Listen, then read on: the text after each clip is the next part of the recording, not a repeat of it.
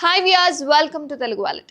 మీ అందరికీ తెలిసినట్లుగా బ్యాంకింగ్ వ్యవస్థల యొక్క కొత్త నియమాలు మరియు నిబంధనలను అమలు చేయడానికి ప్రతి చిన్న ఆదేశాల నుండి పెద్ద స్థాయి నిర్ణయాల వరకు ప్రతి దానిని నియంత్రించే అధికారం భారతీయ రిజర్వ్ బ్యాంక్కి ఉంటుంది. అయితే ఇప్పుడు ఈ కథనం ద్వారా రిజర్వ్ బ్యాంక్ ఆఫ్ ఇండియా ఇటీవల తీసుకున్న కొన్ని నిర్ణయాల గురించి, అదేవిధంగా ఆదేశాల గురించి ఒకసారి తెలుసుకుందాం. ఏటీఎం నుండి 100 రూపాయల నుండి 500 నోటు వరకు మీరు పొందుతున్నప్పుడు, లేదా ఏదైనా సంస్థల నుండి డబ్బులు పొందుతున్నప్పుడు నోటు పాతది లేదా చిరిగిపోయే అవకాశం ఉందని మీకు చాలాసార్లు గమనించి ఉండొచ్చు, అలాగే తెలుస్తుంది కూడా.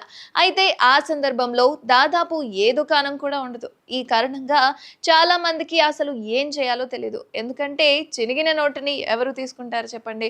వారి కోసం రిజర్వ్ బ్యాంక్ ఆఫ్ ఇండియా మీరు నేరుగా బ్యాంకుకి తీసుకెళ్లి మార్పిడి చేసుకోవచ్చు అనే కొత్త నిబంధన అయితే అమలు చేసింది.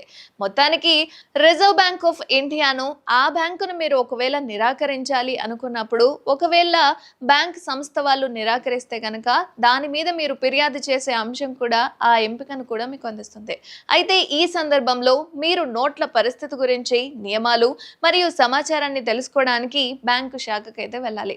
తాజాగా వెలుగులోకి వచ్చిన సమాచారం ప్రకారం ప్రతి ఏటీఎం కార్డును ఆధార్ కార్డుతో అనుసంధానం చేసిన మొబైల్ నెంబర్తో అనుసంధానం చేయాలని నిబంధన అయితే అమల్లోకి తీసుకొచ్చారు. అది మన అందరికీ తెలిసిందే. అయితే ఈ అధికారిక వెబ్సైట్ అయిన www.rbi.org.in ను సందర్శించి డెబిట్ కార్డ్ ఎంపికపై క్లిక్ చేసుకోండి. తర్వాత ఇక్కడ ప్రక్రియ పూర్తయిపోయిన తర్వాత మీ బ్యాంక్ బ్రాంచ్కు వెళ్ళి మీ బ్యాంకులో మీరు తీసుకున్న జెరాక్స్ను అక్కడ ఇవ్వాలి. ఆ తర్వాత మీ డెబిట్ కార్డ్ మీ నెంబర్కి లింక్ చేయబడుతుంది. వేరు బ్యాంకులు వేర్వేరు విధానాలను కలిగి ఉంటాయి కాబట్టి వాటిని సరిగ్గా అనుసరించడం ఇది ముఖ్యమైన విధి. మరిన్ని అప్డేట్స్ కోసం చూస్తూనే ఉండండి తెలుగు వాలెట్.